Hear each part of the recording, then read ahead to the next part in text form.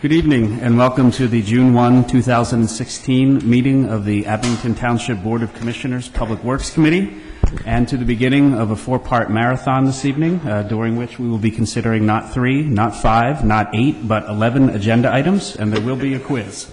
May I have a roll call, please? Commissioners Tucker. Here. Barron. Here. Myers. Here. Roth. Here. Thank you. Our first order of business this evening will be to approve the minutes of the May 2nd, 2016 Public Works Committee meeting, and may I have a motion to approve? So moved. Is there a second? Thank you. Are there any edits or corrections from members of the committee? Other commissioners? Hearing none, all those in favor? Aye. Moving on to the official agenda. PW1, and this is a motion to authorize township officials to accept a grant award from the Commonwealth of Pennsylvania, a 2015 Growing Greener Watershed Protection Grant in the amount of $186,000, with the township matching portion of $27,900 to be funded from MS4 funds under the 2015 capital budget, and I so move. Second. Are there any questions or comments from members of the committee? Commissioner Myers. Thank you. And I'm going to, I think, direct this to Mike, because, Mike, the fifth item, Evergreen Manor Park infiltration basin, does that mean we're building a basin? Yeah, we're building a very small check basin to try to improve the water quality of the water that's coming down through there. DEP asked us to put something in that location, something small. It's not going to be a large basin, but it is going to be something small. Would that be in the actual park or in the wooded area? It'll be in the wooded area. Okay, great. Commissioner Klein. How's the match being budgeted? The match is coming from the engineering capital MS4. Oh, it says that. I'm sorry. I apologize. 11 items. I'm getting everything confused. We're only on item 1, Commissioner Klein. You got to pace yourself. Are there other comments or questions from commissioners? Staff? Members of the audience? Hearing none. All those in favor? Aye. PW2. This is a motion to approve and enter into contract with N. Abenizio Contractors Incorporated for the Highland Avenue Storm Sewer Project in the amount of $320,240 to be funded as follows. $95,000 will come from the 2014 bond issue, and $225,240 will come from fund balance, and I so move. Second. Are there comments or questions from members of the committee? Commissioner Klein. Mike, Abenizio was the one that pulled out of the Old Welsh. Do you have any concerns about them following through on the project? No, I don't. Right now he's finishing up the HUD project on Fairview Avenue. Once he finishes that and the boxes are in, he'll be able to swing right over to Highland Avenue and get that done. We want to get that done before, of course, school opens. That's why we're going to have to close it down for about 3 weeks, Highland Avenue. And did we get the bid sheets for this, or? Yeah, it should be attached to your agenda item. There were only 2 bids. didn't get that. Almeida and Hudak was the other one. They were $340. They were pretty close in bids, the 2 bids. Okay, thank you. Other comments from fellow commissioners? Commissioner Spiegel. Thank you, Director Hecker. Just as a reminder, this is the culvert on Highland Avenue near the entrance to the senior high schools, the School District Central Administration Building, and the back entrance, Tyler Road, the back entrance to the junior high. This culvert is in, if anything, the culvert and stream and creek beds are, if anything, in worse shape than what were originally thought, and it would be a great service to pretty much everybody, because certainly every school bus and a whole lot of other folks cross this culvert on a daily basis. So to be able to get this done this summer would be a huge service to the entire township. So I thank everyone in advance, please, for their support. Thank you. Other comments or questions from members of the board? Staff? Members of the audience? Laura Lehman, 1431 Bryant Lane. Was this deemed an emergency? This came up all of a sudden, and it was deemed an emergency? I'll defer to Mr. It's one of the Powers. projects we had on our list that we wanted to try to do this summer, and we were going to try to do it within a bond issue, but there's not enough time for a bond issue to be in place and this to be constructed over the summer. It would take a longer time, so we figured we push this up on the list, try to get this done as quick as possible. Again, the whole concern is that Highland Avenue has to be shut down for a couple of weeks to put this box, and we have to rip out the old stone culvert and then put a new box culvert in. So in order to do that, we need to get it done over the summer. That's why it's moved up a little quicker on the list. Okay, all right, because when you're taking it out of fund balance, is that fund balance money going to be replaced? I believe it, in the normal sense of the fund balance, is replaced, but this is, again, if we don't do it now, we'd have to wait till next summer, and I don't think it'll last through the winter. We don't want to collapse with a school bus going on over it or anything like that. So that wasn't budgeted from this year's, but if it That's were correct. in the budget from last year, it could go replace, next year's funds could replace what was in the fund balance, right? Well, the normal way the fund balance is replaced, yes. Okay, thank you. Any other comments from members of the audience? Hearing none. All those in favor? Aye. Thank you. PW3. This is a motion to approve final payment for the 2014 bond issue Phase 1 Storm Sewer Project to Almeida and Hudak Contractors, LLC, in the amount of $69,805.64 to be funded from the 2014 bond issue, and I so move. Second. Thank you. Any comments or questions from members of the committee? Fellow commissioners? No, Commissioner Myers. And just a comment. As you see on here, that Seneca Road had received storm sewers in 2014. And I just want to share this with everybody. At the Roslyn Community Day, a resident of Seneca Road came up to me and said, "Thank you for this from 2014," and that this was life-changing for the residents on Seneca. Now, every time it rains, they don't go into any kind of panic. So this is really huge. Thank you. Thank you. Any other comments or questions from members of the board? Staff? Members of the audience? Hearing none, all those in favor? Aye. Thank you. PW4. This is a motion to approve final payment to Simone Collins Architecture in association with traffic planning and design for the Township Master Bicycle Plan in the amount of $893.23 to be funded from account number 06-07-301-5305, and I so move. Second. Thank you. Any comments or questions from members of the committee? Fellow members of the board? Staff? Members of the audience? Hearing none, all those in favor? Aye. Thank you. PW5. This is a motion to accept the lowest responsive and responsible bid and to enter into contract with Durstein Company, LLC, for the grit collection system for the wastewater treatment plant in the amount of $265,500 to be funded from capital account number 02-00-000-7459, and I so move. Second. Mr. Wrigley, would you care to comment on this?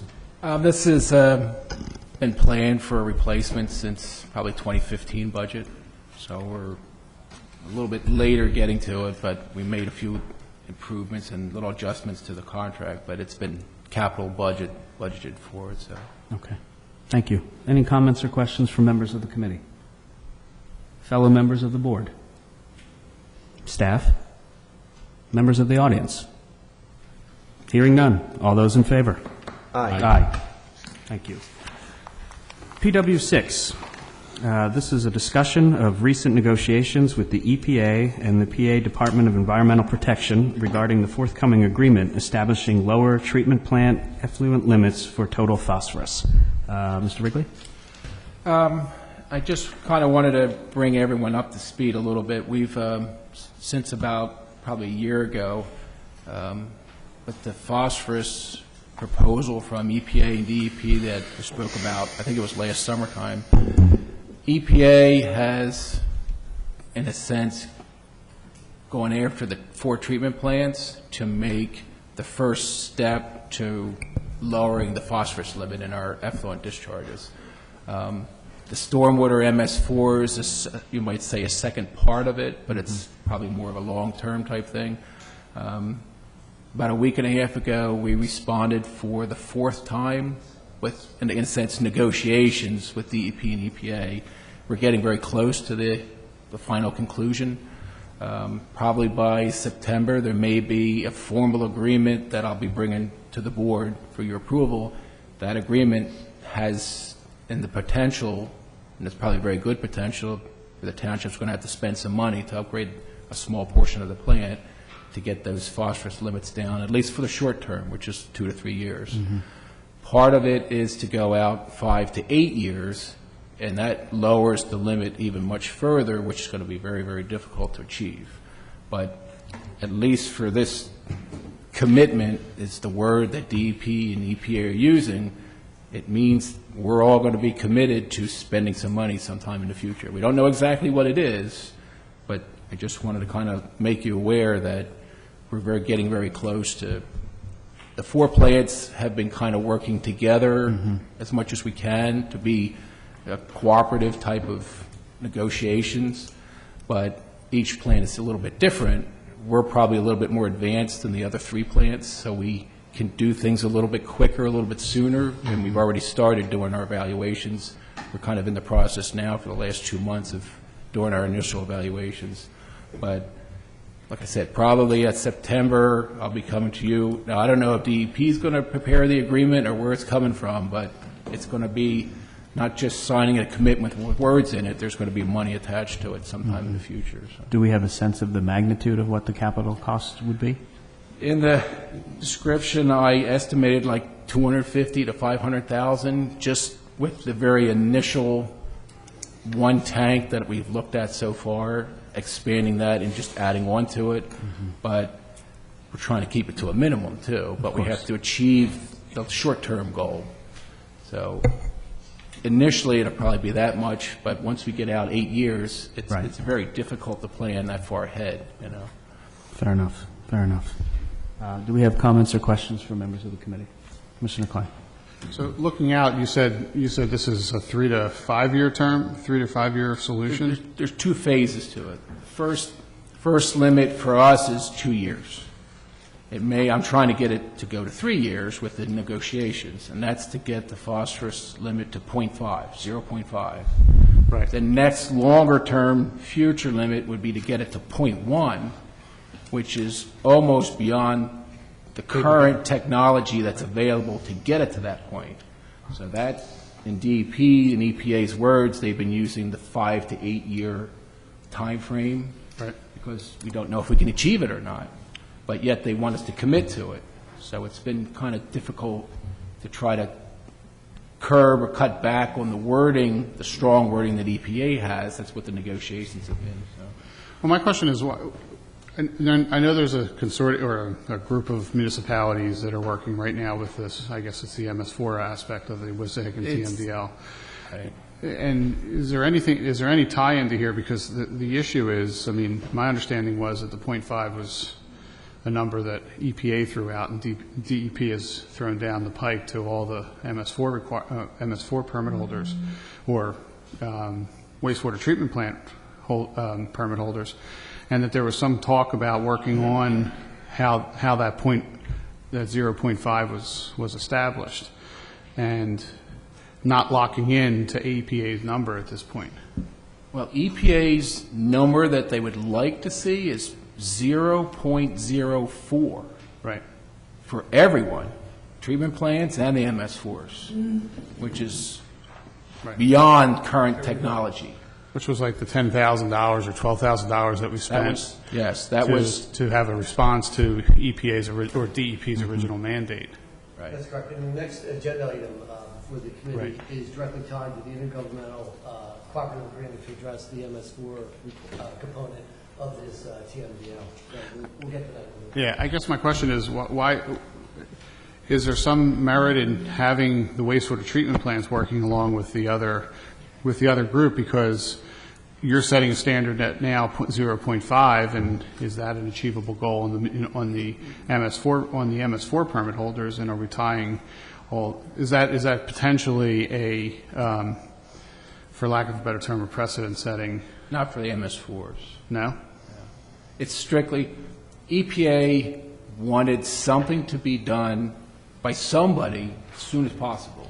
In their original proposals, they wanted something done within like 2 or 3 months, which was kind of impossible to do. The treatment plants, with the negotiations, basically arrived at the number of 0.5, where we all felt we could achieve that limit comfortably. So it wasn't EPA proposing that. EPA wants us to be at 0.1 like tomorrow, and which is, Right, but they don't want we to spend can't any achieve money. it. So instead of being 0.1, we said, well, let's try 0.5. And the treatment plants, we all know we can somewhat comfortably achieve that within the 2 or 3 years. Yeah. But it's connected with all the other Wissahickon groups, but the treatment plants come first. The MS4s come after that, so. Right. Well, my concern is, once again, getting back to the precedent-setting aspect of it and how that affects going forward on the MS4 permit holders and the negotiations or the work that's being done with the intergovernmental group. You know, as we've talked about before, Nothing's this been said is- about like a precedent for the MS4s because it's such a different type of technology that's needed. Well, is 0.5 based on the discharge? Is that the phosphorus level in the discharge Yes. from the sewer treatment plant? Just from the treatment plants, yes. So it's And a is there point, semblance it's a of how point. that, is there an idea of how that affects the phosphorus level in the watershed itself No. from the 4 treatment plants No. diluted over the, Actually, part of our argument with EPA is using EPA's own loadings, which is the pounds of phosphorus. right? Treatment plants only represent 14% of the total loading that EPA has calculated. Right. 86% of the phosphorus that's entering the stream is actually from off the surface, off the MS4s. Right, and a big contributor is some of the So- golf courses. I don't want to say logically, but normally you would think you'd go after the highest source of phosphorus first. But EPA doesn't see it that way. They see the treatment plants as infrastructure that's already in place. They think it's easy just to add something to a treatment plant to achieve a lower limit. Yeah. And it's been typically done for decades. They come after treatment plants first. I mean, I'm concerned about groups working out here, groups working out here. I don't know if Mike have any insight to whether that's realistic or, so. I think our wastewater treatment plant is better positioned than the other 3 treatment plants in Montgomery County. We're in relatively good shape. So I think we can meet the initial goals relatively easily. Whether these long-term goals are realistic or EPA holds fast to those numbers, I don't know. But the next agenda item, we're going to address the intergovernmental cooperative agreement and how both the wastewater treatment plants and the municipalities, 60 municipalities, are going to work together to come up with an alternative plan, and we cover both entities. Right, but do you see any concern about working on different avenues of looking at this, at the TMDLs? I know they're not directly connected, but they're all working into the same watershed. I think EPA, to some extent, is forcing our hand in DEP by looking for at least some sustainable progress from some group, and they focus, for whatever reason, on the wastewater treatment plants. Right. Not that they're the biggest problem with the stream, but for whatever reason, they focus on that group, and they've been working through it, and I think it's been productive. But the key is to try to mesh the 2 efforts together as we go forward. I mean, during the negotiations, EPA has basically said, we will hold off or put the total phosphorus as a low priority for the MS4, 16 municipalities, only if the 4 treatment plants do something. So they're twisting our hands to do something, and we're trying to I mean, this game has been- stage it as much as we can, This game's spread been the going time. on for, 10, 15 years with the TMDLs, and they just keep mandating lower numbers, and absolutely no money flows from the federal government to the Nothing. state government down to any of these municipalities or, public wastewater treatment plants that have to deal with the expenditures, and we just keep having to flip the bill and send it on down through property taxes or whatever it may be to do this, and that's the most frustrating point, and that's why I bring up the idea of whether there's some merit in trying to keep these groups together. We should stay together. That's the only emphasis we're going to have, and EPA is listening to us. Right. You know, so. Yeah. Well, the 10,000 that you mentioned earlier, and the questioning and the comments that were submitted to EPA has, in a sense, EPA scared a little bit because they don't want this to flow into a legal battle, because that'll extend it out even longer, many more years. Right. So they're very anxious they want to see results. Now, we disagree on how the results are going to come and how quickly they may come. The treatment plants are probably not going to have any impact on the stream. You're not going to see it because it's only 14%. Right, exactly. You know, so it's like it's almost like you're talking to a wall sometime. Right. Thank you. Commissioner Spiegelman. Thank you, Director Hecker. George, jumping off of Commissioner Klein's point regarding these unfunded endless string of unfunded mandates. It sounds like what you're saying is EPA is treating the treatment plants, which account for only 14% of the total phosphorus, as the low-hanging fruit. What are have we identified, or are there identified any concentrated sources of the other 86% from the surface? Through EPA's plans and their proposal that they submitted, they just generally categorize it as land that hasn't been developed, urban areas, street areas. They just kind of group it in very, very broad terms. So not specific types of uses They that haven't- can be focused on. They haven't specifically pointed to any particular group of types of properties or something like that might contribute something more. When EPA put forth this ultimate goal, you said it was 0.04? Yeah. And obviously, that came down to us, and DEP kicked that along. Did DEP present any official comment regarding how that's basically not possible to achieve with the current technology? I mean, did they comment back to EPA, or just sort of pass that along without Actually, editorializing? DEP is actually the agency that presented the alternative plan that we've all been talking about. They're the ones that said municipalities can, in a sense, govern the process themselves and direct the process, but they all have to be unified. All 16 municipalities have to work together, and they have to stay together. And DEP is kind of in the middle between us and EPA. EPA is very demanding of what they want. DEP So has actually noticed. said at several of these meetings, there's a lot more out there than just phosphorus that you have to worry about. Thank you. Other comments from members of the board? Hearing none, since this is an item for discussion and not for vote, we will move on to PW7. And this is a motion to approve the intergovernmental agreement between the Wissahickon watershed municipalities and wastewater treatment plants to work together in developing an alternative TMDL plan for the watershed, and I so move. Second. Manager LaFever, would you care to lead us through this? Thank you, Commissioner Ecker. This is directly connected to Mr. Ridley's earlier comments. The board may recall back in January, you passed a resolution supporting the concept of an alternative TMDL plan. Shortly thereafter, the County Planning Commission basically took the lead in trying to organize municipalities moving forward. There's 16 municipalities involved here, along with 4 wastewater treatment plants. After receiving a number of proposals from engineering firms, from law firms, environmental groups on how they might implement an alternative TMDL plan, they selected one from the Pennsylvania Environmental Council, who partnered with Temple University's Center for Sustainable Communities, with the Wissahickon Valley Watershed Association, and the Environmental Financial Group out of Maryland. And the most impressive component of the PEC plan was it came up with funding of about $1.2 million through the William Penn Foundation to pay the bulk of the costs associated with their plan. Now, the cost of the plan over 3 years is projected around $1.5 million, at least about $250,000 for the 20 entities to pick up.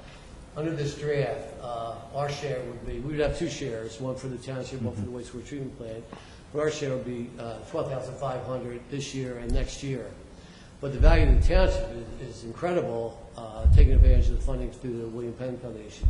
Now, initially, when this word came out in February, they wanted a commitment from the municipalities by the end of April. Obviously, that never happened. For whatever reason, it takes a lot of effort to get municipalities working together. They've now set a new deadline. They want a definitive answer by the end of July, who's in or who's out, or they're going to pull the money and go use it for another purpose. So that's why it's on the agenda this evening. A number of other municipalities have it listed for discussion this month. But I think it's important not to let this opportunity slip through our fingers, because if it does, we're back individually dealing with EPA and DEP at a much, much higher cost than anything would occur in this program. Our actual expense may be slightly higher if all the municipalities don't participate, but if only 15 out of 20 will participate, our cost would be about $33,000, as opposed to hundreds of thousands of dollars on the alternative. So I would encourage your serious consideration of the intergovernmental agreement. Have any municipalities either already signed on or pulled out of the discussion? No, I was volunteered along with the manager of Springfield to poll all the municipalities on where they stood on it. And at this point, it looks like just about everyone is looking at it favorably. They're each municipality is getting information from their solicitor on the actual agreement, maybe tweaked on an individual basis. But for the most part, everyone understands the value of staying together, particularly with the funding through William Penn Foundation. And in your estimation, are the milestones listed in Appendix A both reasonable and achievable in the They time are. frame? Although we're off to a slow start, Yeah. I think they are. Once it gets rolling, I think the team put together through the Pennsylvania Environmental Council is impressive, and I have no doubt that we'll meet those goals. Okay, thank you. Are there questions from members of the committee? Commissioner Myers.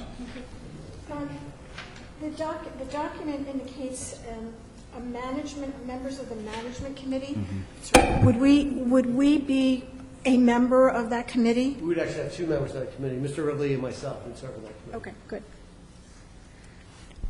Other questions from members of the committee? Commissioner Klein. I would ask everybody to support this. There's been a lot of work involved in it. I've been to quite a few meetings on this, and I know Manager Lefevre has been to quite a few of them. And it's fair to say that Manager Lefevre has been one of the leaders in the group of municipalities and has stepped up to help, as you said, with Springfield Township's manager, Don Berger, to pull the municipalities, but also try to keep the group together, because there is, as we've found with working with PEC, that there is strength in numbers here, and there's a model that they're working off of from a group of municipalities that dealt with a similar thing. I think it was in Maryland or Virginia, where they did the same kind of alternative TMDL study, and it worked out favorably, cost a lot less money than going through the legal route that was done in other scenarios. So. Yeah, I would agree with that assessment. In addition, Temple's Center for Sustainable Communities has done quite a bit of important work locally over the last decade or more, and they've developed a very effective relationship with the William Penn Foundation. And so this is a very unique opportunity to leverage a significant bolus of resource to address a problem that we're going to have to address one way or the other. I should point out one other fact. The actual draft agreement they have before you was authored by Mr. Wrigley, who took the initiative to take an Good agreement job. from your county that had a similar situation there and tweak it for our use. And that agreement was further refined to the County Planning Commission, and that's the agreement we have for you tonight. Good job. Other comments or questions from commissioners? Staff? Members of the audience? Hearing none. All those in favor? Aye. Thank you. PW 8. And this is a motion to accept the federal fund appropriation of $200,000 through the U.S. Army Corps of Engineers Section 566 program for design and project development assistance to facilitate environmental infrastructure improvements to the Sandy Run watershed, and to approve a township match of $50,000 payable from MS4 funds contained in the engineering capital budget, and I so move. Second. Any comments or questions from members of the committee? Fellow commissioners? Oh, Commissioner Klein. So, Mike, will this work be calculated into the township's efforts to reduce our MS4 Right, it'll help outflows into the because Sandy Run's part of the Wissahickon, so that'll help us do the with that. sediment control, the sediment we have to take out. We have that 400,000 pounds. It'll also help us with the phosphorus level level and the nitrogen level. They're all calculated in all these projects. Right. There is a portion of phosphorus that's removed and a portion of nitrogen and sediment that's removed. What DEP did to us was with our street sweeper, they didn't like that we were doing so well, so they knocked us down to 30%. So I'm going to look to try and pick up a little bit more tonnage in our street sweeper, get back up there a little bit until we get these projects in place. We put the money in the 2015 capital and found out that these grants were available. Right. So I didn't want to spend the money in 2015 capital until we got the grants, and we would leverage some money so that we'd have more money to work on the projects. And the values we achieve in this will be something that DEP will accept, because in the past, some of our previous They'll accept improvements them. have been questionable as to whether they're going to continue to use those numbers. Well, like I said, they reduced our street sweeper down to 30%. They'll accept in the first 5 years, but then Right. they look at knocking that number down, because once we reach that 400,000 pounds, then it doesn't look like we have to do anything more, so they knock us down, so we have to continue to keep doing something. Thank you. Manager LaFever. One other item related to this allocation from the federal government, along with PW1, which was the Growing Greener grant for the Sandy Run. That too will help our MS4 efforts. But what we try to do here is be a little proactive for the items related to PW 6 and 7. This grant is basically for design and development of a project in the Sandy Run watershed. And we've worked closely with the Army Corps of Engineers. They sent a team out to look at different sites owned by the municipality on the Sandy Run. We had volunteers from the Shade Tree Commission, Environmental Advisory Board, township staff, accompanied them for the day, look at the sites, and the Corps was very receptive to this project. The key's not so much the $200,000 for development of the project, but if we're successful, there's an allocation in the federal budget associated with the Water Resource Development Act of 1996 of $25 million. Half has already been spent. There's still a pool of about $12.5 million available. Once this phase is completed, we'll be aligned for funding to implement the improvements, probably in the range of $2 million is what we're hoping for, which will put us in a very strong position for any requirements coming out of the alternative to MDL. So basically, we're trying to be proactive, be a model municipalities, and quite honestly, beat the other municipalities to the same opportunities for funding. So we're in a position down the road. These are not pie in the sky things. These are costs that we're going to have to incur down the road. One way or the other. And if we can use federal funds for that purpose, we're in a very strong position to do so. All the better. Yeah, thank you. It was a great team effort. I mean, everybody, especially the staff, putting this stuff together and thinking ahead. So Yeah, you can see how this puzzle is fitting together, and it's a really important one. Are there other comments from members of the board? Staff? Members of the audience? Hearing none. All those in favor? Aye. PW9. I've never said PW9 before. No, I have not. This is a motion to apply for a CMAQ grant in the amount of $975,245.75 for improvements to the Eastern Road Corridor, including signal equipment and interconnection with the Eastern Road Corridor and Susquehanna Road Corridor, and I so move. Second. Manager LaFever, would you care to? Mr. Niccolo and Mr. Pontaludolfo is absent, so I'll Yeah. fill in for them. Basically, this is a motion to allow us to apply for the grant. Grant is almost $1 million, and this is to upgrade 8 signalized intersections on Easton Road. That equipment is ending at the end of its useful life, so these are expenses we're going to have to incur in the future. We hope to acquire the bulk of the funding through this program, and depending on when the grant might be awarded, we can fund our match in our 2017 capital budget. So it would help to defray costs that we will face in the future, and certainly help traffic flow on Eastern. On Eastern Road, yeah. And what would the township match be? I believe it's 20%. 20%. Are there comments from Commissioner Schreiber? I have a question, but I think you might have just answered it. This will help with timing as well, traffic Absolutely. timing? This grant program is congestion mitigation, it's basically an air quality grant to facilitate traffic flow and to reduce cars just sitting idling and spitting out fumes. So you want to keep the traffic moving and synchronize the intersections as best as possible. Okay, you got my vote on that. Thank you. Commissioner Klein. have we been putting any money away for this? Not necessarily for this match grant, but for the actual work going forward, in the past years? Not for this portion, for some of the other improvements they have, and we have done through the capital budget, but not for Eastern Road.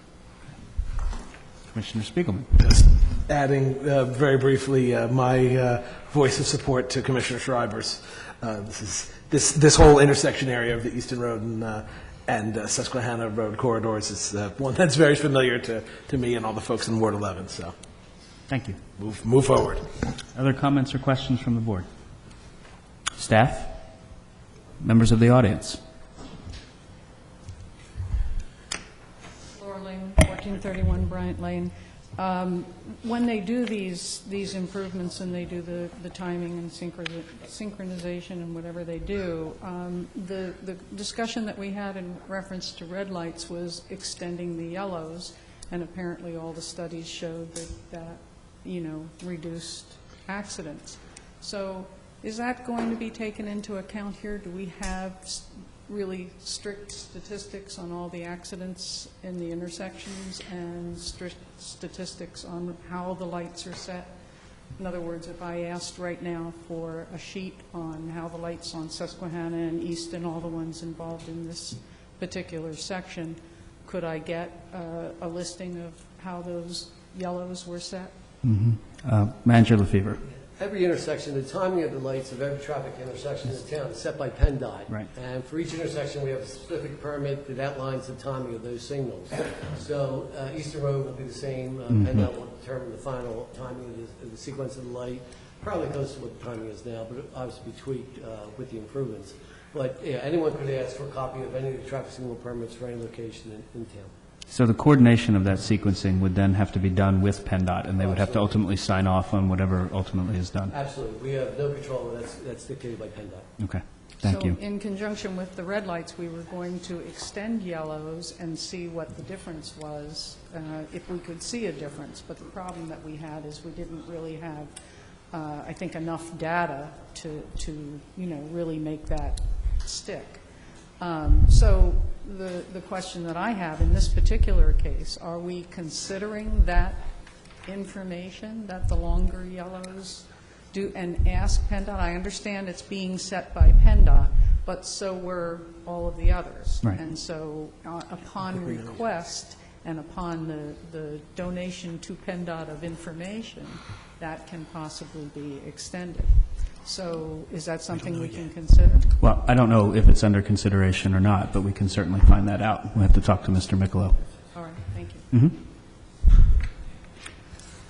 Any other comments from members of the audience? Hearing none. All those in favor? Aye. Thank you. PW 10. This is a motion to accept a Green Light Go Grant Award in the amount of $25,308. The grant award will be for LED light improvements to our traffic signals. The $5,608 match will be taken from contingency fund number 01-01-002-5299, and I so move. Second. Any comments or questions from members of the committee? Fellow commissioners? Staff? Members of the audience? Hearing none. All those in favor? Aye. Aye. PW 11. And this is a motion to accept an ARLE grant in the amount of $314,400 for safety improvements to the intersection of Mount Carmel Avenue and North Hills Avenue, and I so move. Second. Thank you. Any comments or questions from members of the committee? Commissioner Klein. All I have to say is say thank God, because I go through this intersection 4 or 5 times a day, and it is a bad intersection, and I'm glad it's in Ward 6. Thanks, Steve. Have any comment, Commissioner I do have Kalinowski? a comment. Yes. I'll say the same thing Commissioner Klein said. This is such a bad intersection, and it's for years. I posted this probably about a week and a half ago on just Facebook that I heard about it, and it continued on a great conversation, and everything was so positive on how that would be an asset to improve this intersection. So I really appreciate everybody's vote on this. Yeah, the proposed design in the packet looked terrific, so Yeah. I think it'll be a great improvement. Other comments or questions from members of the board? Staff? Members of the audience? Laura Lehman, 1431 Bryant Lane. So the only comment I wanted to make here is that this is where some of the red light camera money is coming from. So I sat behind a car at the Susquehanna intersection the other day, and as he was sitting there, he rolled up a little. The light was red. We were sitting in a red light. He rolled up a little into the intersection, and I assumed the camera took, and he would get a ticket for that because he entered the intersection when the light was red. That's likely the case. So he didn't do anything that I think all of us don't do at an awful lot of intersections. He didn't do anything unsafe. And so the concern, again, is with the red light cameras and who they tax, and the fact that the people barreling through them don't get stopped and don't get points. They still barrel through them. We saw all the films, and they still get points. And the other thing is, I would like to know, are we doing that red light study now? Is it underway now? I don't know. I think we'd have to talk about that at the public safety meeting. Okay. Yeah, I don't know the answer to that, Ms. Lehman. But to your earlier point, I mean, the money that's funding this is coming not from red light cameras here in Abington Township. It's coming from the red light camera programs that exist elsewhere, if I'm correct. Right, Manager Lefevre? Yeah. Primarily City of Philadelphia. City of Philadelphia. And so this is state money that's available from the fines that are collected there. Right, okay, yeah, and I think the city of Philadelphia was $105 million that they collected in a 2010 to 2015 range. It was... It's considerable. And the problem is that it's collected to a great degree by that white car in front of me, people doing things like that. Thank you. Other comments by members of the audience? Hearing none. All those in favor? Aye. Well, that concludes our double-digit agenda item, and I will now open the floor, thank you, to any comments on matters of public works from members of the audience. I'm sorry, Commissioner Gillespie. We will start with you. I would just hope, thank you, I would just hope that the residents would realize, and when you went through these 11 items, how much money that we are able to obtain through grants and through everyone working very hard in this township to get this money through grants. And I hope they realize that, because it certainly is saving the taxpayers a lot of money for the small amount that I mean, it sounds like big numbers, but for when you get down to it, the small amount we have to put out. Thank you all for your hard work. That's a very important point. Thank you, Commissioner Gillespie. Director Hecker? Commissioner Spiegel. Yeah, just for the record, I tried to get some of these items that moved off of your shoulders and into public affairs, but apparently that's a violation of the first-class township code, so... Thank you. If you could keep this from becoming PW12, I would appreciate it. I only have a few brief comments. Sorry. I'll now entertain comments from members of the audience. Laura Lehman, 1431 Bryant Lane, and just a quick comment on the grants, because I came in on that when we were doing the movie cameras, and I thought, okay, that's grant money, but it didn't take me long to realize that every community is getting grant money. So whatever we actually spend in here, we as taxpayers do actually pay for. We also pay in other places, in Alaska for bridges to nowhere, and we pay for grants that they get in Upper Dublin, and we pay for. So we think we're getting money that Upper Dublin and the people in Alaska are paying for, but we're paying for money that they get too. So the grant thing is not free. Whatever we spend, we have to be very careful, because everybody's paying for it, all the taxpayers. The other thing is that I wanted just to get an answer finally. I think Mr. Lefevre is ready this time. We were going to get an answer last time about the appraisals. Is that under code enforcement, or is that public works? The Welsh Road appraisals.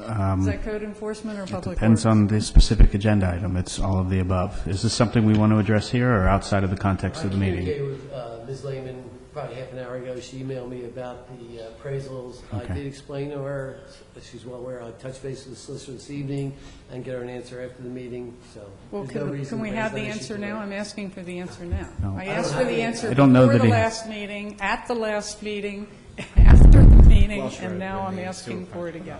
So you know the answer. Can we just get it now? Not in the context of this meeting. I think you have your answer, which is you'll get the answer after the meeting. So the public's not going to get to hear it. Well, the public didn't, you're the one asking the question, and you're the one that's going to get the answer from manager of the paper at the end of the meeting. You know I ask an awful lot of questions so that the public can hear what's going on, okay? So this is a biggie. All right. Thank you. Any other comments from members of the audience?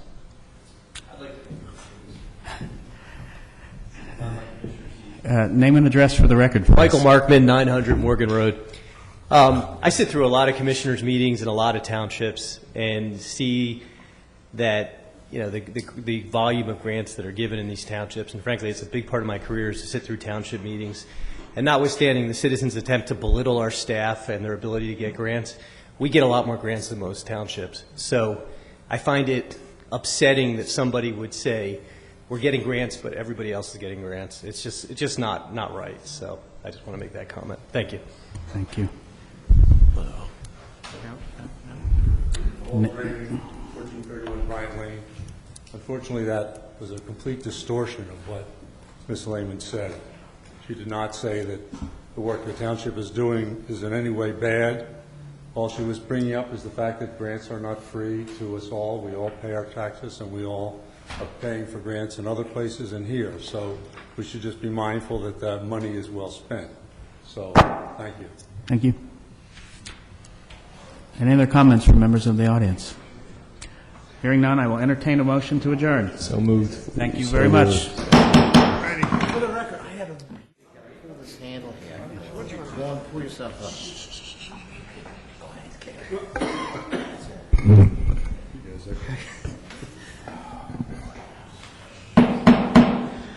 Let's call to order the Code Enforcement and Land Development Committee meeting for June 1st, 2016, and may I have a roll call, please? Commissioner Sanchez? Here. Markman? Here. DePlacido? Here. Sedona? Here. Here. First, we have a motion to approve the minutes of the May 2nd, 2016 Code Enforcement and Land Development Committee meeting, and I so move. Second. Moved and seconded. Any comments, corrections, additions to the minutes? Hearing none. All those in favor? Aye.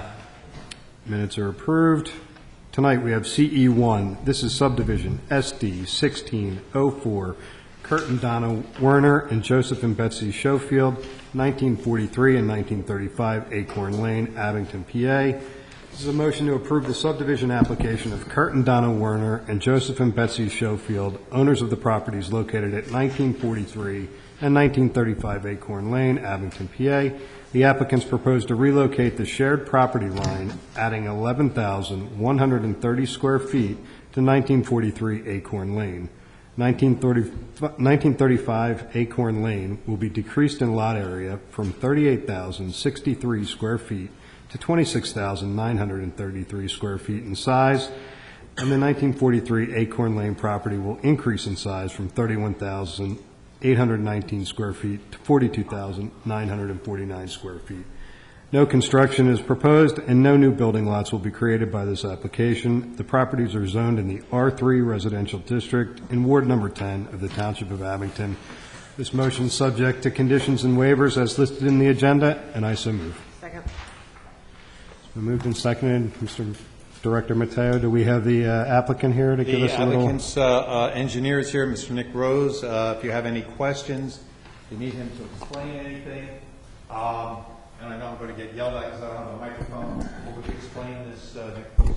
Sure. All that's Nick Rose from Protract Engineering. All that's at issue here is down in this corner, the hatched area that you may have seen on your plan is an area that actually both property owners originally thought went with the Werner property, but it turns out goes with the Schofield property. So they're simply going to exchange that from the Schofields to the Werners. It's about 11,000 square feet. Both properties are still well above all the requirements of the zoning district, so there were no zoning variances created or anything like that. Mr. Chairman, everything is code compliant on this plan. and the applicant is requesting this so he has clear sight to the golf course. I was going to say that backs up. It backs up to the Huntington Valley Country Club is down here. It must be nice, you know? Very nice. Sure, they get some golf balls there for errant shots. Comments or questions from the committee first, and then we'll go to... All right, Commissioner Hecker, the Ward Commissioner for... Thank you, Commissioner Sanchez. Yes, this is in my ward on Acorn Lane, and as described, this is just a transaction between two residents to enlarge one property, and I'm fully supportive of this, and hope to see the view from Mr. Werner's backyard at some point. I wouldn't know. Commissioner Klein. Mr. Mateo, is there a need for a waiver on the irregular lot shape for the lot? I don't think so, Commissioner. Have you seen? Guess the property before that. Thought it was there. Can you hear me?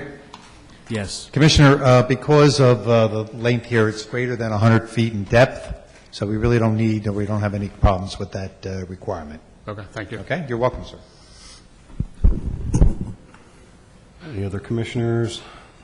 Commissioner Farrer. Thank you, Commissioner Sanchez. Just, is there any physical structure that needs to be moved, or is this just a drawing on a map?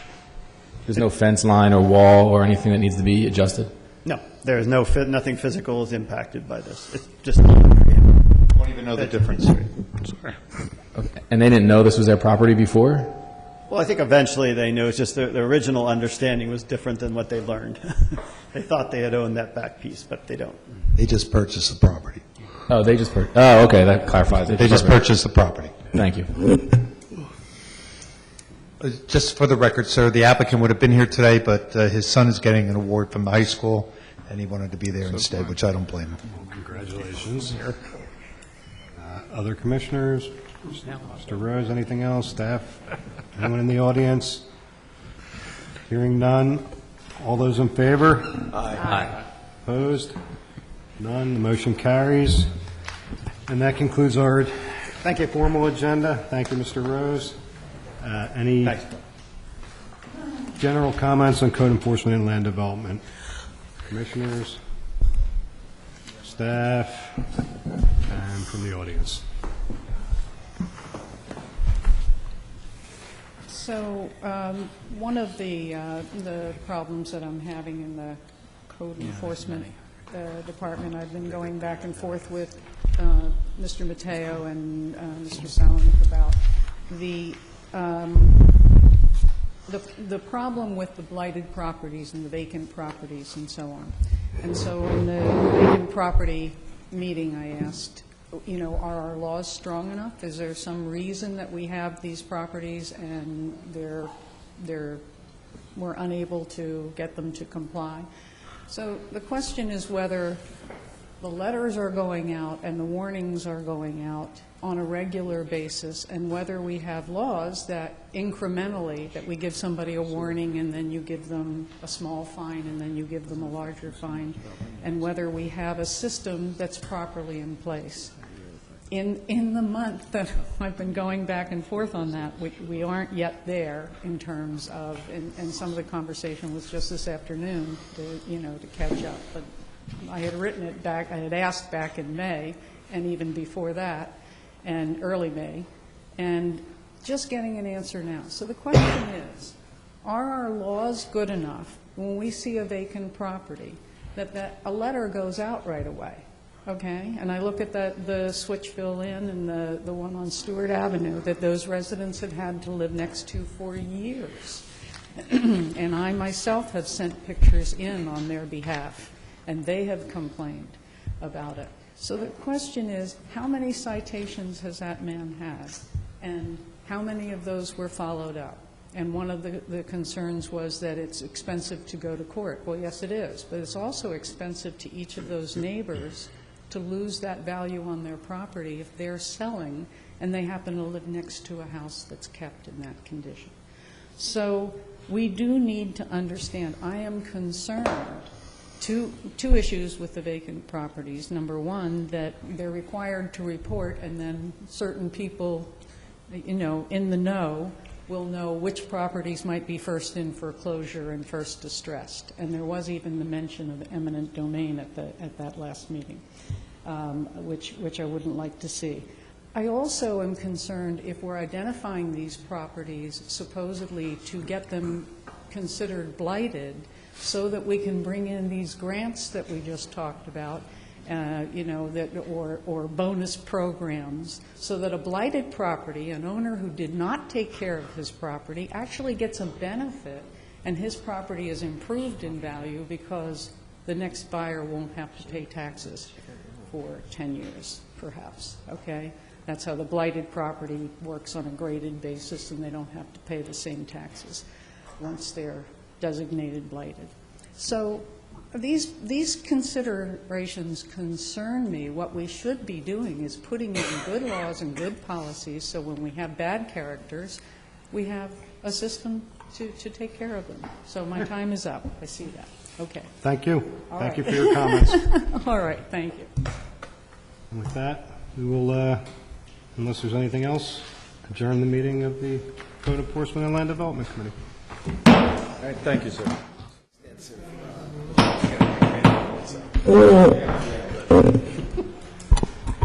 Good evening, everyone. Meeting number 3 tonight, Public Safety Committee meeting for June 1st, 2016. And can I have a roll call, please? Commissioner Schreiber. Here. DiPlacido. Here. Bowman. Here. Spiegelman. Here. Kalinowski. Here. Thank you. And can we have a motion, please, to approve the minutes of May 4th, 2016, of the Public Safety Committee meeting? Second. Been moved and seconded. Are there any additions or corrections to the minutes from anybody? Hearing none. All those in favor? Aye. Any corrections? No? Okay. Motion carries. The minutes have been approved. So this evening, we're going to, before we start our formal agenda, I want to recognize our second alarmers. We have our command staff from the second alarmers, and in addition, we have paramedic John Hill, paramedic Alicia Bushman, and EMT Grant Rounds.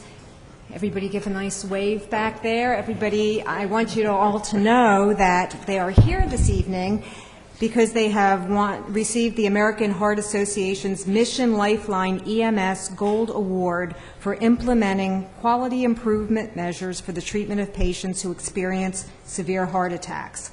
So I just want to read a little bit from the press release that we got that talks about that, and then I'm going to ask Anthony McGrail, the battalion chief, to come up in case you have any questions or comments for him.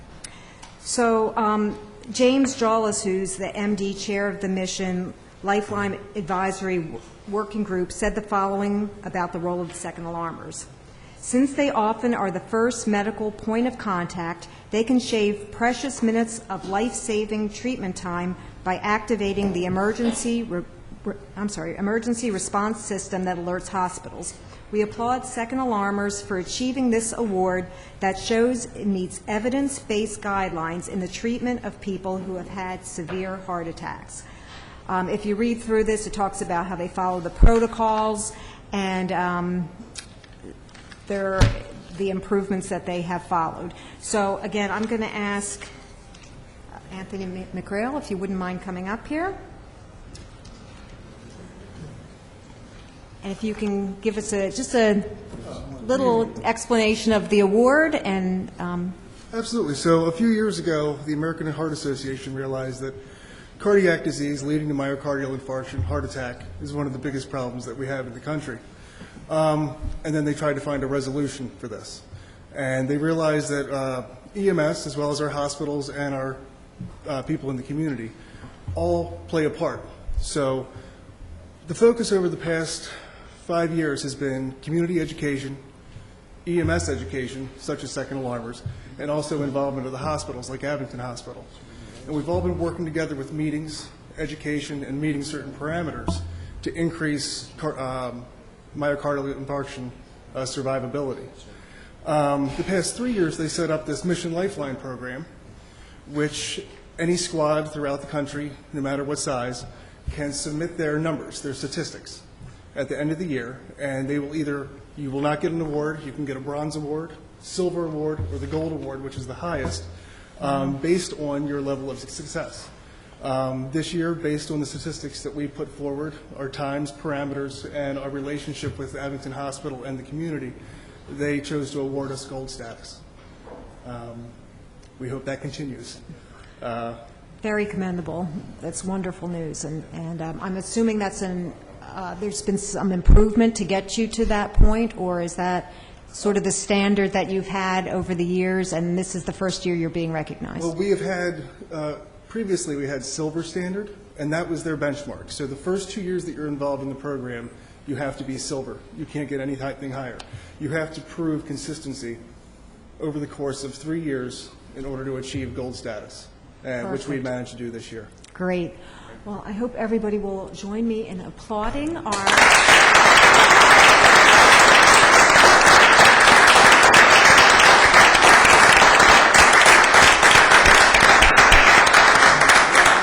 Good job. Does anybody have any questions or comments for? Unbelievable. Anybody? No, No? I'm sorry. Thank you. Thank you again for coming. Wonderful. Thank you, guys. That's really great. Moving ahead to our police department, it says call on Chief Kelly, but I see Chief Kelly's not here, so we have a standing guest speaker with our deputy chief. Good evening. Good evening, Commissioner. Thank you. Let me start out with crime. The one thing that I wanted to mention to you is about the robbery of the 7-Eleven in North Hills. I know that got a lot of attention in the news, and rightfully so. This is the third robbery, that same location, in several months' time period. However, you may recall that the earlier two robberies were both committed by the same individual, and we have arrested that person. He's currently behind bars. He absolutely has no connection whatsoever to this most latest crime. We are working very, very diligently on that, and as a result of some neighborhood concerns, Commissioner Kalinowski has requested that on Monday night we're going to have a neighborhood meeting over at the Edge Hill Firehouse. We'll address some of their concerns and tell them what we're doing about that crime and how we can make that neighborhood a little safer and make the residents feel a little safer. The other thing that I wanted to mention to you is that for the past probably month or more, we have been engaged in a hiring process. Now, this is how we do new officers. It's all done in-house. We use our own personnel. We reassign them, and we interviewed. We did, first of all, we go through a written test. We narrow the field down from that, and then we go to a physical agility test. Some people drop out there or fail that. And then the next step is an oral interview. It's very time-consuming, but we think it's a very, very worthwhile process, part of the whole process. We interviewed about 105 people. It took us 3 weeks to do that. And as a result, this past Thursday night, the Civil Service Commission certified a list, and we'll be talking about that in a few minutes. So I just want to give you a little feel for how we go about doing that, and why we think it's so important to really spend some time and to do a very thorough process when we're developing these lists. And that's my report. Thank you. Any questions or comments from the Commissioner?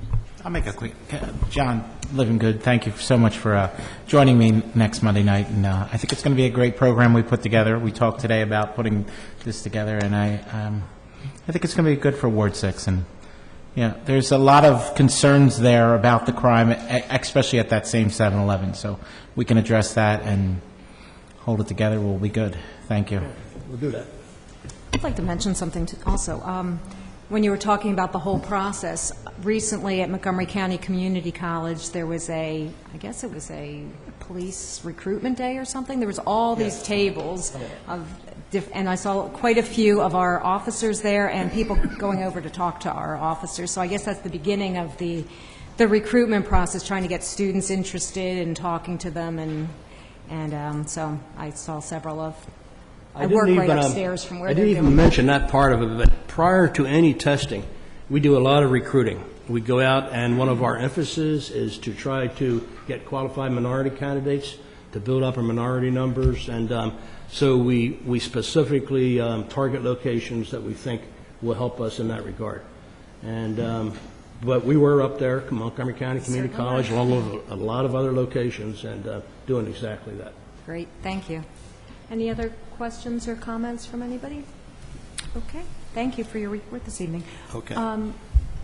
Officer Freed, did you want to mention the safety blitz or anything? Sure, Madam I Chairman. guess I just mentioned it for you. As we know, this is June 1st, and the June Safety Blitz has started as of today.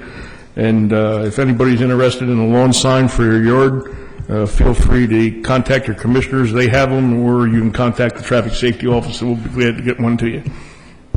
Thank you very much. Okay, moving ahead with our agenda, PS1. This is a motion to appoint candidate Joseph Marrero from the Certified Civil Service Eligibility List to the position of probationary police officer, provided he successfully completes the background, physical, and psychological test and all entry requirements of the Municipal Police Officers Education and Training Commission for Act 120 training, effective July 11th, 2016, and I so move. Second. It's been moved and seconded. Any comments or questions from commissioners? Staff? Audience? Hearing none. All those in favor? Aye. Any opposed?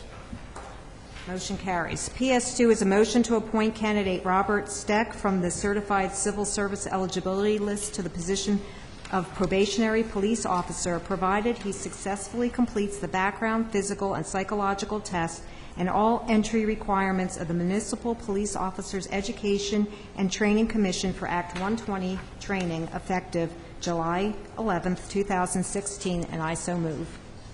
Second. It's been moved and seconded. Any comments from commissioners, staff, audience? Hearing none. All those in favor? Aye. Any opposed? Motion carries. Yeah, I know. And PS3 is a motion to appoint candidate Daniel Brown from the Certified Civil Service Eligibility List to the position of probationary police officer, provided he successfully completes the background, physical, and psychological test and all entry requirements of the Municipal Police Officers Education and Training Commission for Act 120 training, effective July 11th, 2016, and I so move. Second. It's been moved and seconded. Any comments from commissioners? Staff? Audience?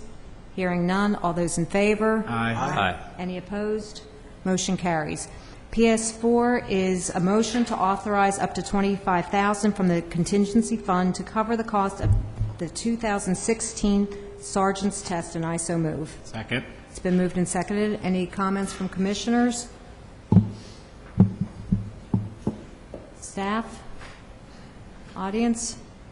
Hearing none. All those in favor? Aye. Any opposed? Motion carries. PS5 is a motion to adopt ordinance number 2119, amending Chapter 156, Vehicles and Traffic, Article 2, Traffic Regulations, Section 14, Stop Intersections, and Article 3, Parking Regulations, Section 25, Parking Prohibited at all times, no parking between signs, no parking here to corner, parking prohibited except certain hours, no stopping or standing, for adoption at the regularly scheduled meeting of the Board of Commissioners on June 9, 2016, at 7:30 p.m., and I so move. Second. It's been moved and seconded. Any comments from commissioners? Commissioner Hecker. Thank you, Commissioner Schreiber. A portion of this agenda item involves the proposal to install the stop signs on Rockwell Road. And this represents, not the final, but another step in the process of making Rockwell safer for pedestrians. And I don't know if members of the board have had the opportunity to drive by there recently, but the sidewalks have been installed. They look fantastic, and we've heard nothing but positive commentary from the residents, not only about the sidewalks being installed, but the professionalism with which they were done. So it's a good sentiment all around. And I'm, again, deeply grateful to the board, the police department, and the township staff for working with me, with Commissioner Luker and Commissioner Spiegelman over the last several months to bring this to reality. Thank you. Any other comments? We have a ditto over here. Is that on record? Like two dittos. Two dittos. Staff have any comments? Audience? Hearing none. All those in favor? Aye. Any opposed? Motion carries. PS6 is a motion Motion to advertise ordinance number 2120, amending Chapter 156, Vehicles and Traffic, Article 2, Traffic Regulations, Section 9, One-Way Highways Established, Section 9.1, Do Not Enter Signs, and Article 3, Parking Regulations, Section 25, Parking Prohibited at all times, no parking between signs, no parking here to corner, parking prohibited except certain hours, no stopping or standing. Section 28, Special Purpose Parking Zones for adoption at the regularly scheduled meeting of the Board of Commissioners on July 14, 2016 at 7:30 p.m., and I so move. Second. Been moved and seconded. Any comments from commissioners? Commissioner Hecker. Commissioner Shriver, thank you. I wanted to take a moment to thank Officer Freed. One of the portions of this involves parking-related issues at Overlook Elementary on Old Welsh Road, and Officer Freed brought this concern to my attention, I guess, a few weeks ago, and it is complicated during pickup and drop-off, and I think moving to make clear where the parking zones are in this area will not only increase the safety for the children that walk to school, but it will make sure that Old Welsh is safe during the morning and afternoon hours during drop-off and pickup. So thank you, Officer Freed. Any other comments from commissioners? Staff, audience, hearing none? Oh, I'm sorry. Commissioners, I just wanted to point something out, because in this second, in PS6, you'll see in your package there, there's 3 stop signs along the Grisdale Avenue. I just wanted to point out that all 3 of those intersections are non-controlled at this time. They don't have any stop signs at those intersections at all. So the warrants for putting those in are a lot more lenient if you were looking at that as a 4-way stop sign. So I just wanted to make that clear. Thank you. Thank you for that explanation. Any other comments? Hearing none, all those in favor? Aye. Any opposed? Motion carries. And PS7 is a motion to authorize up to $13,000 from contingency funds to cover the cost of the electrical upgrades needed to convert the Abington Junior High School gymnasium into a township warming center in the event of widespread power outages. And I so move. Second. And it's been moved and seconded, and it looks like we have a speaker ready on this. Good evening, Madam Commissioner. Just to give a background on this, if everyone wants to take a walk down memory lane to the ice storm of 2 years ago. Do we have to? I hesitate to bring it up, but if you recall, virtually every house, with the exception of, I think, a small pocket in Glenside, lost power for anywhere from 24 hours to, some of them it was up to 6 days, including most of our critical infrastructure. After the storm, we kind of debriefed it, and one of the capabilities that we found that we were lacking is when we have a widespread power outage, we don't have a warming center.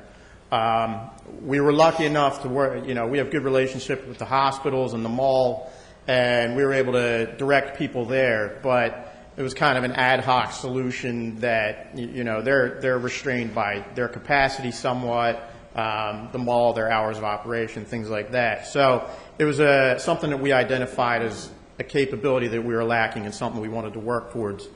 Fast forward to now, junior high is in the process of upgrading their generator system, and as part of the project, they approached us to see if we wanted to pay to have transfer switches and the wiring put in to make the gymnasium a warming center. And the cost they gave us was, it's a hard cost of $12,978, and it would add that tool to our toolbox if, God forbid, we ever had one of these widespread outages. Is the warming center a 24-hour operation, or is it like a daytime thing and then people go home? Generally, a warming center is a daytime thing and people would go home.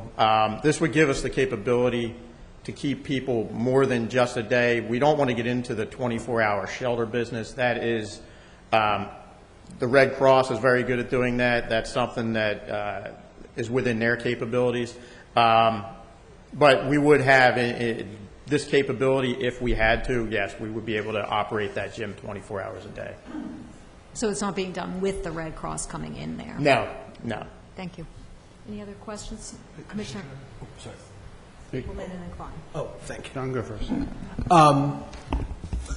Tom, with regard to the Red Cross, if for some reason they decided that they would like to, not commandeer, but they would like to set up using that existing warming center for one of their 24-hour shelter operations, which often I've noticed in the big events like the ice storm and Sandy are not in Abington Township, is there a mechanism for them to arrange that? That would involve the school district entering into an agreement with the Red Cross, and the Red Cross has very specific parameters, and the reason that you see it in some of the other townships, if you notice where they go, they are the newer buildings. Hatboro Horsham is generally the main one they go to around here, which is a relatively brand-new building and has upgraded facilities from what they would, from their perspective. Theoretically, could that happen? Yes. I don't know that, as I said, I don't know that the school district wants to get into the full-time sheltering business, but they, you know, as residents of the community, they want to be able to offer this so that we would have a centralized location as a warming center that would be a much higher capacity than we have anywhere else. And just to throw in my 2 cents, I mean, I'm very excited about and supportive of this, not only because the junior high happens to be in Ward 11, but far more significantly because I still have flashbacks to that ice storm. And so thank you, Tom, for your work on this. I think so does Manager LaFever when you were sleeping in his office. It was one night, and it was so I could send out newsletters. I'm assuming this price, what are we using for a generator? Is that our trailer generator that we have? That is, we learned actually just recently, our trailer generator has the right capacity, but it's not it has as far as the kilowatts, but it's not the right voltage. Right. So we would have to rent a generator, and I did look into pricing on those types of things, and they're relatively cheap. The prices I got were in the ballpark of $700 per week. So that is something that, you know, when there is a big storm on the horizon, we probably would have to reserve that if it was something that we would anticipate. But, you know, I don't like spending, you know, the township's money, but that's a relatively low cost to give us this type of capability. And on top of that, one of the things we do look into is to pick up through military surplus. They have generators like this. That's something we actively look for. And we've been looking for months. Just the right opportunity hasn't popped up yet. Is there anything they can do with the transfer switch or after the transfer switch to turn? Well, I assume what we have, 460 volt or? It's 480, I got an entire education in generators and electricity over the last couple of days. 480, 277 volt, 3-phase, 4-wire. Okay. I'm not an electrician, so I'm just kind of. And then the warming center, if it was up and running during a storm, is that restricted to Abington residents? And how would that work? Well, that's where we would, I think that the school district would want to work with us on a memorandum of understanding. If we're controlling the shelter, then yes, we can somewhat keep it to Abington residents versus opening it up as a regional shelter. So, you know, that's not to say we're going to be turning people away that are in their hour of need, but at the same time, we're not going to be bringing in everybody from the 5-county area. Right, no, I realize that. Okay. Thank you.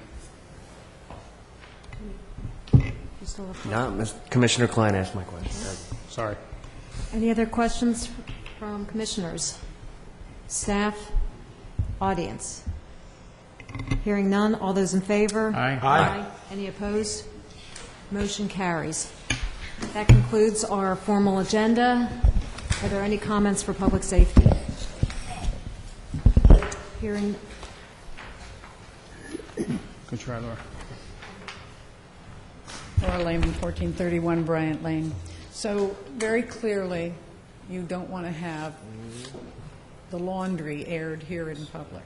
So, and this is many, many questions that I have asked, and I've been told, you know, to ask them later, to find out later, to get the answer later. But there is no answer later often, or it's a great runaround. Okay? So what I'm asking, and in public safety, and I think you know know, because I asked you very specifically for some things, and you said, well, it's not me. Well, you are the head of public safety, Commissioner, and I would ask that not only you, but all the other department heads, make sure that there is a place behind the scenes when there is a concern that it gets answered. Okay? So one of the things I'd like to get answered, which is from probably a year or 2 years ago, was I had asked Mr. McEnany if we could put a system in for people who are in high-rises and may be disabled or may have difficulty, if there is an emergency. Okay? It was amazing, the abuse that I had to take for asking that, and I still don't have any kind of idea as to whether we do or don't, or we are or we aren't, and no follow-up on that. So could we follow up on that tonight, since Mr. McEnany's here? Do we have any After plan in you, place? you can give all of your questions, have a seat, and then any of the staff, if they're prepared to and wish to address it at the Okay. meeting, they can. That's So, our and- procedure. And let me express again that somehow you just are not hearing that many times my question is misunderstood and requires more explanation, or many times the answer... Do you have other questions? Many times Because the you're using your answer time for this brings now. another question from me.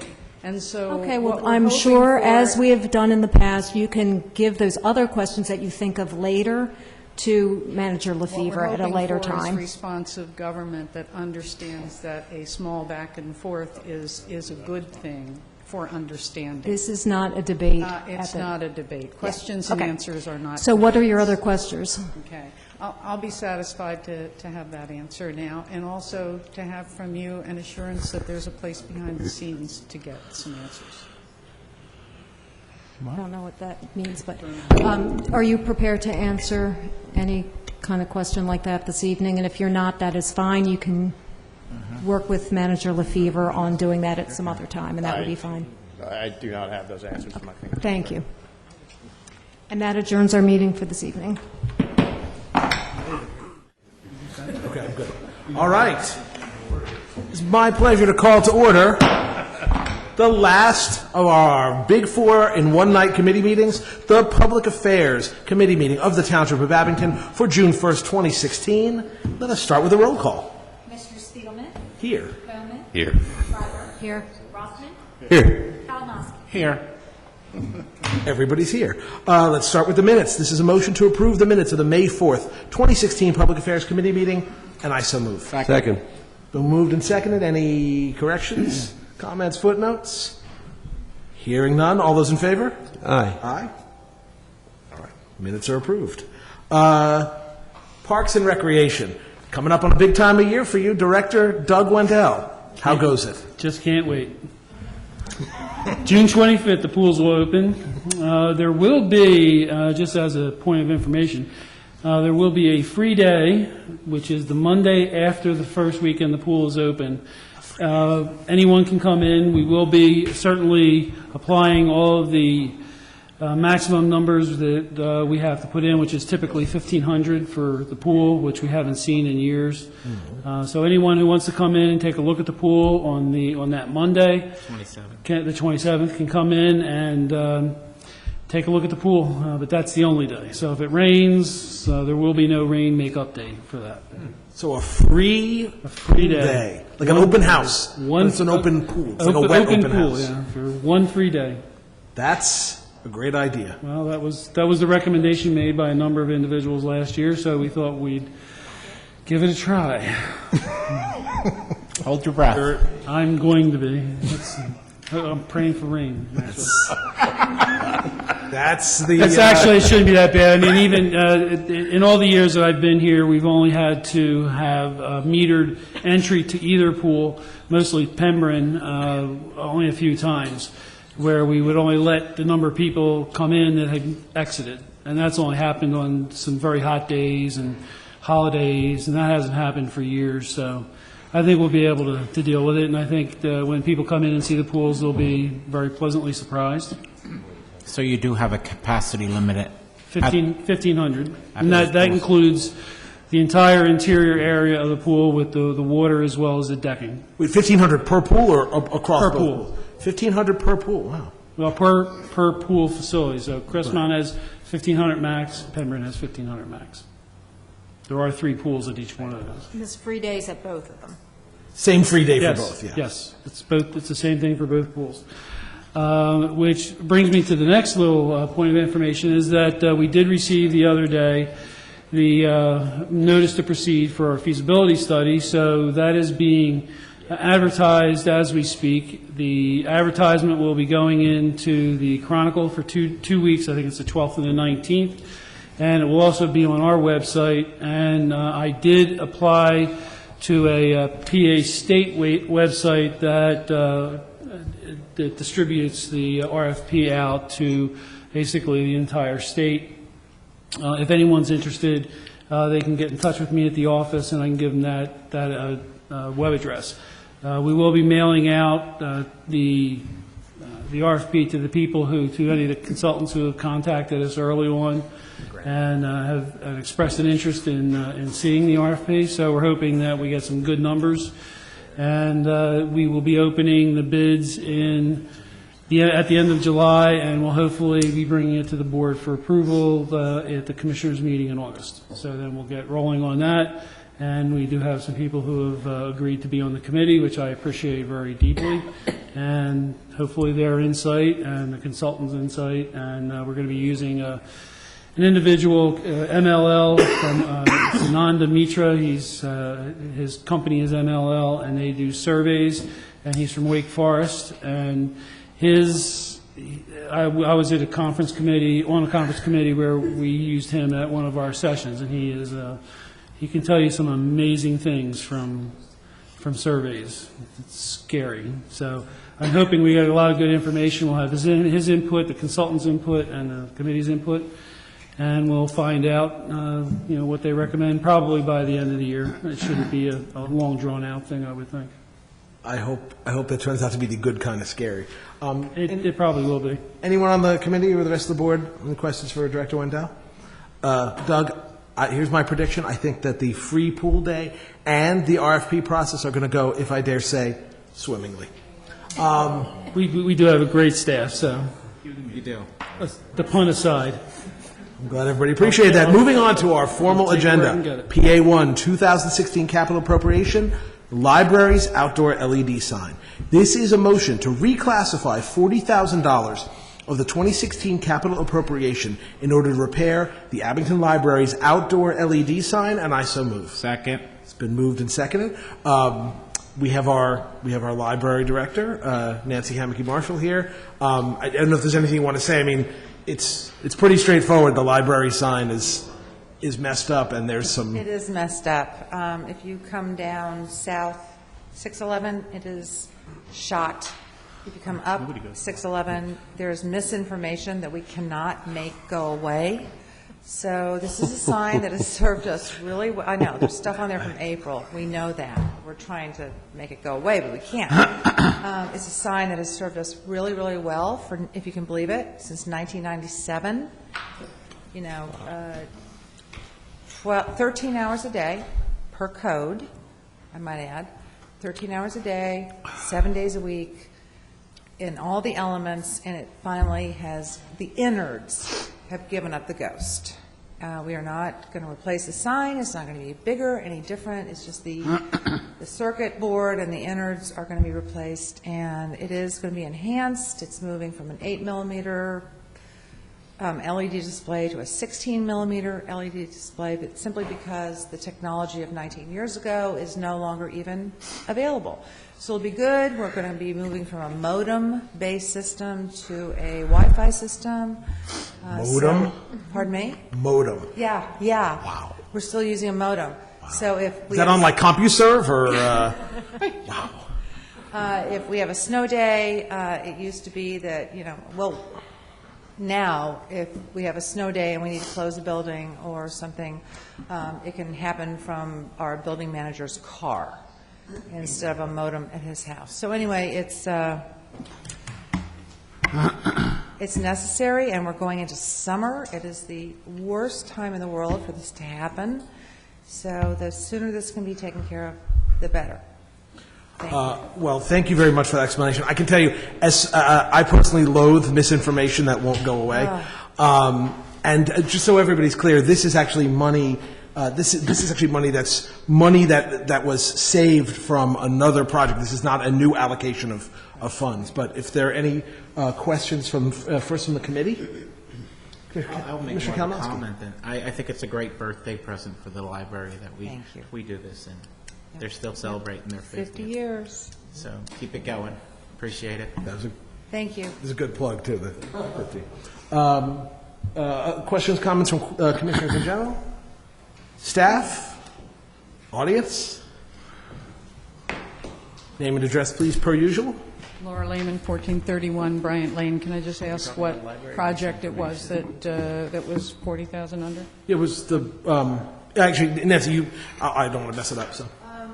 I'm really grateful to wastewater and to Public Works. We had a water mitigation issue, and between our building manager and George and Ed, we think we finally found a solution to this, and this was money that was set aside for, floodwater mitigation, and problem solved, knock wood. This is a more immediate problem, so it's just a transfer of issues. Flash of genius. Thank you very much. That's it. So my question in that, and I have no complaints with the sign, I'm glad they're fixing it, it's great.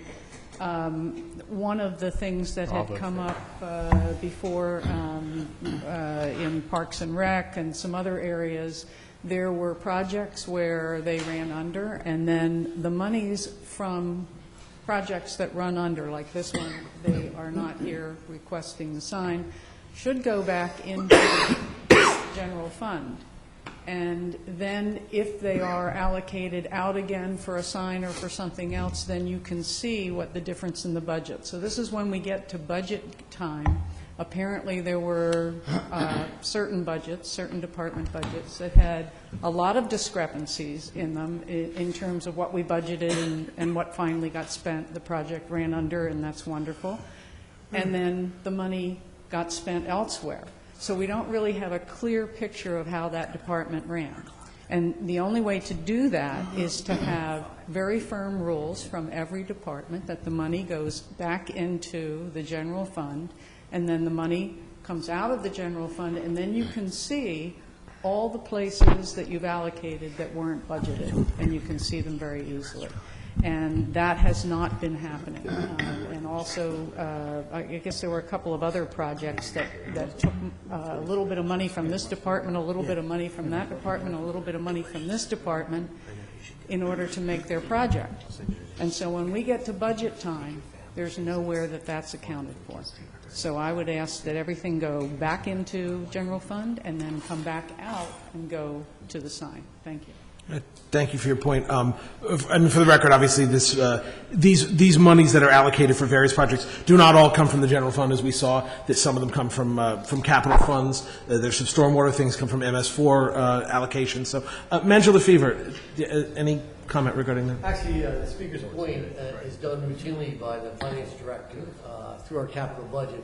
Any allocations that are committed to specific projects, if they're not spent within a certain period of time, they're returned back to the capital improvement budget and reallocated the following year. So this is done routinely through the finance department. Great. Thank you so much.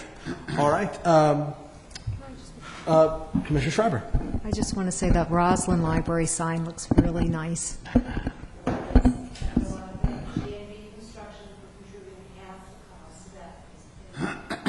Nice. G&D Construction gave us some money.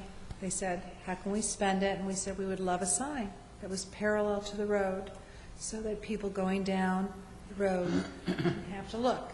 And so thank you to them. They paid for half the cost of that sign. And you're right, Lori, it looks great. It looks wonderful. I can't Go tell by you. the branch, this new sign is great. So many people have said, "Where's the Roslyn Library?" Who live in the neighborhood. I did when I first Should went be by. easier now. Yeah. Right. And now, yeah, it really And may I shows just say off. one more thing? Absolutely. If you all know it's our 50th anniversary this year, if you haven't come by to see the new Discovery Garden, it's beautiful. And I want to thank everyone in the community who donated to the effort and bought commemorative pavers. It's especially beautiful at night. And it provides a safe, well-lit space for kids and people to sit after dark or before we open. Please come by. It really, it was an idea that was born in September. It's done. It's completed. It's beautiful. Our Discovery Garden. The grand ribbon cutting, 9:15 a.m., June 25th. We would love to see a lot of you there. Thank you. It really does look awesome. All right, all in favor of PA1? Aye? Aye. All right, PA1 is passed. PA2, a Penn State permit fee agreement. This is a motion to approve the Penn State Abington permit fee agreement memorializing the college's financial obligations related to the student housing project, and I so move. Second. It's been moved and seconded. Solicitor Gallagher, it looks like you want to say something. Certainly. The agreement that's been circulated this evening is still in a draft form. We are working with counsel for the university to attempt to finalize the terms. If you'll recall back during the land development process, part of the presentation from the university indicated that the township would receive about $722,000 in permit fees. Subsequent to that approval, we learned that because this is a project of the Commonwealth, a large portion of those fees actually are paid directly to L&I, the state L&I department, rather than the township. And the state actually conducts a lot of the inspections. The university is willing to make good on their promise to make the township whole on the $722,000 figure. About $258,000 will already be coming to the township in tapping fees and other permit-related fees that the township will continue to inspect. And then the remaining $464,000, they anticipate making 2 payments.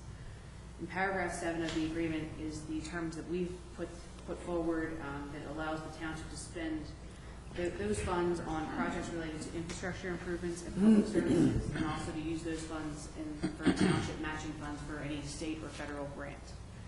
Again, this is still in draft form, so.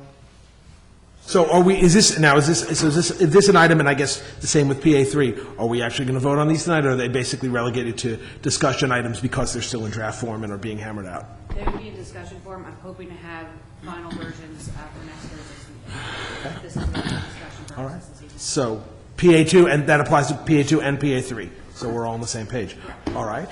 Well, And just so that everyone's aware, the numbers that are reflected in the board action request, initially, the university had requested a credit of $100,000 related to the first year's payment under the impact fee agreement.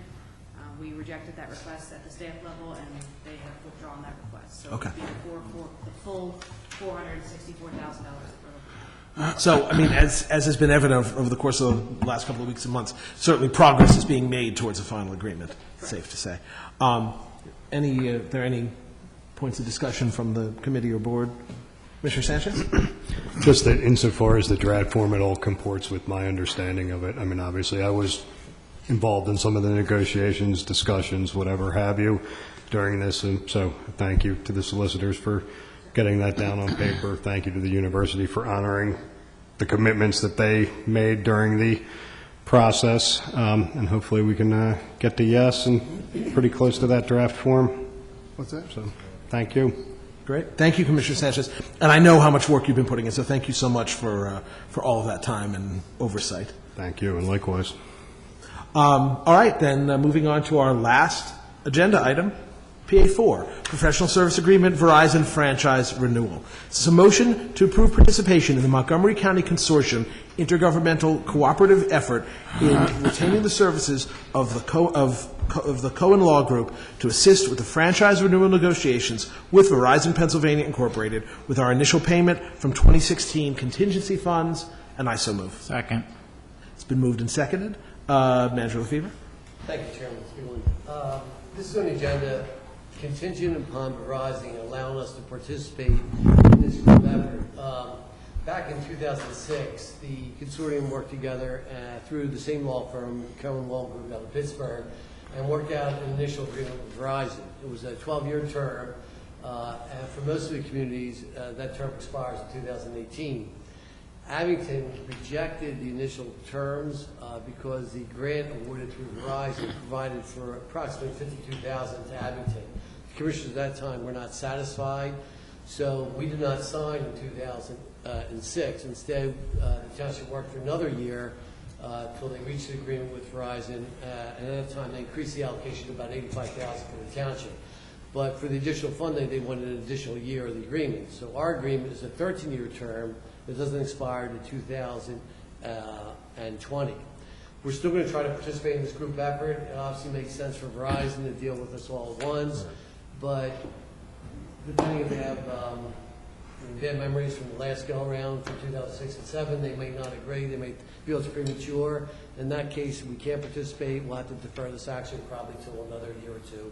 Again, maybe utilizing the same services we come along with, but probably at a higher cost since we deal with it. Were we the only municipality that chose not to, back in 2006, that chose not to participate in the consortium group action? Well, we did participate. We just didn't agree to the final allocation and grant award through the. That's what I meant, to not. We're the only ones that rejected the offer and waited another year before we finalized the agreement. Okay. That's what I thought. I just wanted to clarify that. It took a while to figure that out. Right. What had happened. All right, we're going to start with questions from the committee. Commissioner Schreiber. Is this going to affect the build-out date, the 2017? You know, I email you about that constantly. Commissioner Schreiber and I have discussed this a number of times.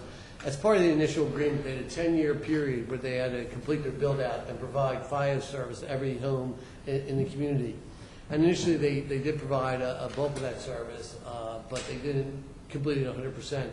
And their business practice is to wait until towards the end of the agreement and to allocate resources to those areas that are approaching the deadline. Because there's penalties involved if they don't meet that deadline. There's financial penalties. So I did touch base with the person that handles the agreements, I believe her office in Virginia, and she confirmed that we're definitely on our radar. And at that time, the strike was in place, and they didn't feel that was going to have any impact on them to meet their obligation. They intend to be fully provide service to every home that wants service by May of next year. So we should be in good shape. So we'll be way before that expiration date. That's correct. Yeah. And I mean, right now, it seems that the overwhelming majority of the township is within the Verizon, the FiOS service zone. I mean, I know years ago you and I discussed this because a number of folks in my neighborhood were asking when FiOS would be available, and it is actually available in almost all my neighborhood except for my block, actually. But and there is no, as far as we can determine, there's no rhyme or reason to it. You would think it'd be easier to supply homes that are maybe in a more densely populated area, but that's necessarily the case.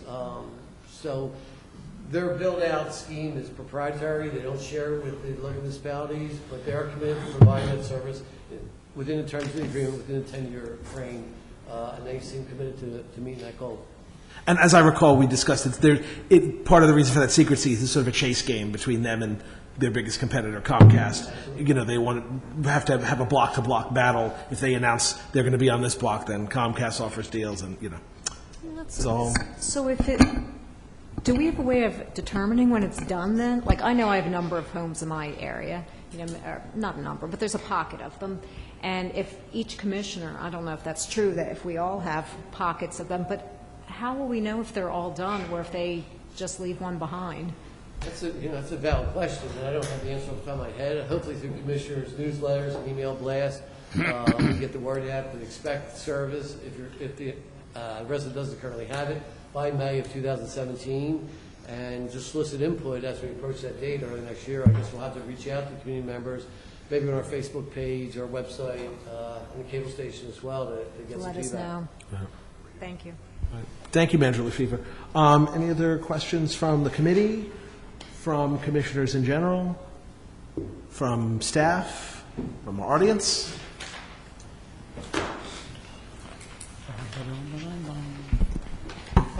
1431 Bryant Lane. So I am wondering, we had talked about the process that if we don't have something we need here at this level, we need to go up to the state level. So for instance, in the vacant properties, that process was something you were going to talk to Representative Dean about changing some of the laws that were a problem. Have you had that conversation? Or? It's something you emailed me about today. I'm not going to discuss that here because that is not a public affairs item. It also has nothing to do with PA4. Well, the public affairs part of But this what does this have to do with Verizon? This is PA4. Are we still on PA4? We're still on Oh, PA4. I'm sorry, I thought we were at the end. I drifted off in the middle of Verizon. All right. Well, I'm sure Verizon will be very disappointed to hear that. All right, let's vote on PA4. All those in favor? Aye. Opposed? PA4 passed. That's the end of the public agenda. A formal agenda, and now general topics of public affairs. I'm sorry, I thought that's where we were. Went to sleep for a few minutes. So that was my question. What I'm trying to talk about is the general process of when something isn't working here at this level and that we need to take it up. So like with the fireworks, I think the fire marshal handled that, going up and out and collecting other people and going up if they needed to change state laws if we need to. And that's what we hope of our process and of our commissioners. So in that vacant property thing, I assume you had a conversation with Representative Dean and that we're working towards changing the things that seem not to be working. For the record, that really does not fall under the public affairs auspices. I received your email. I have an answer for you. I haven't had a chance to email you back because I had a really busy day, but I'll let you know. I'll even talk to you afterwards. All right. Yeah, that specific one is about I did follow up on that. Code enforcement, and this question is about the process that we follow with all of these things. So what I'm hoping that we do is that we set a process that when something isn't working, that we look first to what law, what process, what policy is creating that, okay? And so that particular code enforcement one is a very vibrant and going on right now, but we have had those again and again and again. And when we need to change the state law, then we need to work together with our fellow communities. And if we need people behind it to prod their legislators with you, we can do that. But we don't want to hear that this isn't working and that's how it is. The state says no, okay? And that's what I'm hoping just to convey again, is that you are where we come when we need the law to work for us. So rather than have the law quoted back at us, we want to know how can the law be changed so that it works properly. Okay? And by the way, I'm not planning to call any of your comments tonight asinine. And I assume You probably could have. There are probably a couple that fall into that description, right. but all right. But you wouldn't want me to do that, right? Fairly ambivalent. I'd probably be amused. I have a pretty strange sense of humor. And But you- your and you point, might for the record, expect an your apology. point about that process is well taken. Okay, all right. And you might expect an apology if I did do that by accident? No one ever apologized to me for anything. I've gotten used to it. So no apology will be coming from you then either? No. Well, inappropriate. And so another particular All right, procedure I think is the participation of the chair, and we'll hope that All right. changes too. I think we are Okay. done. I think we are done. Yeah. All Okay. right, motion to adjourn. All right. Anybody want to make a motion to adjourn? Second? Hey, we're adjourned.